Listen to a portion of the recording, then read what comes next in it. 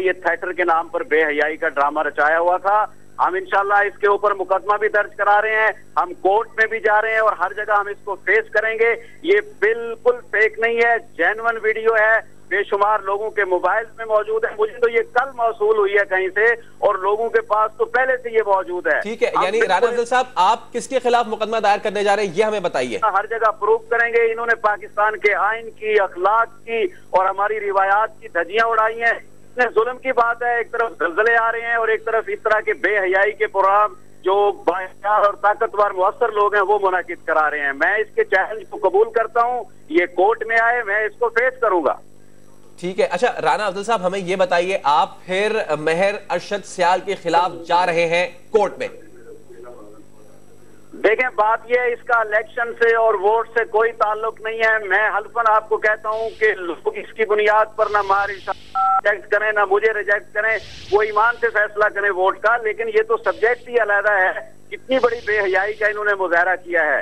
تو اس لیے جو ہے اس کا ووٹ سے کوئی تعلق نہیں ہے, اور نہ اس طرح کی کوئی گھٹیا حرکتیں ووٹ کے لیے ہم کرنا مناسب سمجھتے ہیں. میں ایک ذمہ دار شخص ہوں, یہاں متحدہ علماء مشائخ امن کمیٹی کا مرکزی چیف آرگنائزر ہوں. بالکل ٹھیک ہے. اچھا رانا افضل صاحب قدر کلامی معاف, ہمیں ذرا یہ بتائیے گا, یہ جو بھی ہم دیکھ رہے ہیں یہ اس کی تو پلاننگ ہوتی ہے نا, کوئی میلہ لگایا جاتا ہے تو اس میں پھر کب کیا کتنے بجے ہونا ہے, یہ تو پوری پلاننگ کے ساتھ ہوتا ہے نا. کیا کوئی بھی آئے منہ کھا کے اور شروع ہو جائے؟ یہ تو لوگوں کو اٹریکٹ کرنے کے لیے بے حیائی کا مظاہرہ کیا ہے کہ آؤ دیکھو اس طرح کے پروگرام بھی تمہیں دوں گا. تو رانا افضل صاحب پھر یہ تو صرف ایک فرد کی نہیں ہے, تو پوری معاشرے پہ اس کی ذمہ داری عائد ہوتی ہے. اسکول کی چھٹی کرائی گئی ہے, اسکول کے بچے آ کے دیکھ رہے ہیں. یہ ہمیں ذرا یہ بتائیے گا, اس وقت وہاں پر کوئی سیکیورٹی والا, کوئی پولیس والا موجود نہیں تھا جو اس گھراؤنے گندے کاروبار کے خلاف آواز اٹھا سکتا ہے, اس کو روک سکتا؟ کی طرف سے میں نے ابھی ڈی سی آفس کیا ہے, اس کی کوئی اجازت نہیں تھی. تو یہ سارا اس طرح کا جو ماحول ہے یہ ہمارے لیے بہت خطرناک ہے. اس لیے ہم اس کے اوپر بڑا سٹینڈ لے رہے ہیں. پورے مظفر گڑھ کے علماء کا اس وقت بھی اجلاس جاری ہے, اور ہم انشاءاللہ اس کے اوپر بھرپور احتجاج, قانونی چارہ جوئی اور بھرپور گرفت کریں گے. اس کے اوپر ہم ان کو قتل نہیں چھوڑیں گے. ٹھیک ہے. رانا افضل صاحب آپ ہمیں اپنے موقف سے آگاہ کر رہے تھے, آپ کا بہت شکریہ. آپ کہہ رہے تھے ویڈیو بالکل جینوئن ہے, آپ کا بہت شکریہ. لوگوں کی بے حیائی کو سامنے لائے, بالکل بہت شکریہ, آپ کا بھی بہت شکریہ. اور افسوسناک یہ مناظر ہیں ہمارے سامنے, دل دہلا دینے والے. ہمارے ساتھ اس وقت موجود ہیں بلال قطب صاحب, ہم ان سے اس پورے مدعے پر بات کریں گے. قطب صاحب, جو کہا جائے اس پہ کم ہے. اسکول کے قب میں ہو رہا ہے, بچہ کے دیکھ رہے ہیں, ایک جانب ملک میں زلزلے آ رہے ہیں, دوسری جانب یہ کہاں جا رہے ہیں ہم قطب صاحب؟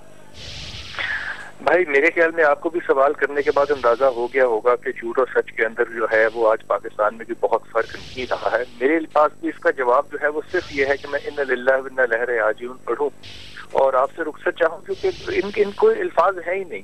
موت تو یہاں ہو گئی جب 4 دن ایک اسکول بند رہا اور حکومت سوئی رہی.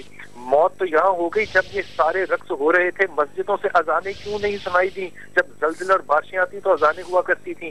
وہ اذان دینے والے کہاں چلے گئے؟ کیا وہ بھی سو گئے یا وہ بھی اس محفل میں شامل تھے؟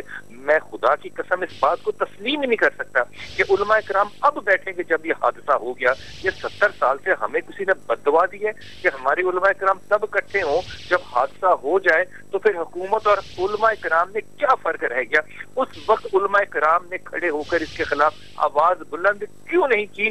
یہ میڈیا جو ہے یہی اس ملک کا ماں اور باپ بننے کے لیے کیوں سامنے آ رہا ہے؟ اتنی مزاح خیز بات ہے کہ جناب عقب میں اسکول کیوں رہے بھائی؟ ہمارے ہاں تو اسکولوں میں بھی 3G اور 4G ہو رہا ہے, جو بچوں کے ہاتھوں میں فون ہے. ہمارے ہاں تو پڑھی لکھی بچیاں چھتوں سے گر رہی ہیں کیونکہ وہ فیس بک پہ دوستیاں کر رہی ہیں. قصور کا فیصلہ ہمارے ہاں آج تک نہیں آ سکا. ہمارے ہاں تو وائس چانسلرز کو ہتھکڑیاں اور جو ماڈل کرنے والے, پیسے چوری کرنے اور لانڈرنگ کرنے والے لوگ ہیں ان کو گورنر صاحبان جو ہیں وہ پروٹیکٹ کر رہے ہیں. بھیا جب اوپر کے حاکم اور عمرہ گناہ کے اندر گناہ کا تصور نہیں بلکہ خوشیوں کا تصور لائیں گے تو غریب بھی پھر گناہ کو ایک فیشن سمجھ کے کرے گا. پھر آپ کس سے امید رکھتے ہیں؟ خدا کا قہر اور کیسے اترے؟ ابھی زلزلہ گزرا, ابھی ہم نے پیچھے سیلاب گزارے. اور خدا کے ولیو, اب خدا کے واسطے دنیا میں اس ملک کو جو اللہ اور اللہ کے رسول کی دعاؤں سے بنا ہو, آج اگر اس میں آپ نے یہ دکھانا ہے, یہ کرنا ہے, तो ईमानदारी की बात है आप अब आज फैसला खुद अपने सीने पे हाथ रख कीजिए कि क्या ये सियासतदान हमारे बाप, इस मुल्क के बाप और माँ बनने के काबिल है? क्या ये हाकिम डीसीओ हो या जो भी हो, क्या वो माँ और बाप है? ये सारा काम जो है इसका यही जवाब होगा कि शहबाज शरीफ निकले और लोगों के मुजरे रोके? और खुदा का नाम लो, अपनी अपनी जिम्मेदारियां एक दूसरे के ऊपर क्यों थोप रहे हो? आज उलमा कराम से मेरा बड़ा संजीदा सवाल है कि भाई आपकी मस्जिदें खामोश क्यों हैं? आपके मिंबर खामोश क्यों हैं? आपकी आवाजें कहाँ दब जाती हैं? जब तक आपको दावत चाय और दावत खाने पे ना बुलाया जाए तब तक आप बुराई को बुराई कहने की सलाहियत क्यों नहीं रखते? बिलाल कुतुब साहब, एक मसला तो फिर ये भी है